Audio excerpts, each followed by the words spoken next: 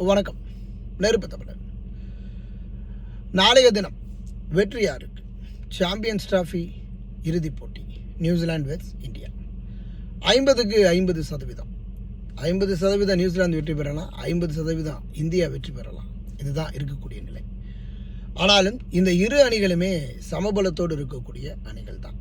இந்தியாவை விட நியூசிலாந்து பந்து வீச்சில் பலமாக இருக்கக்கூடிய ஒரு அணியாகவே திகழ்ந்து கொண்டிருக்கு.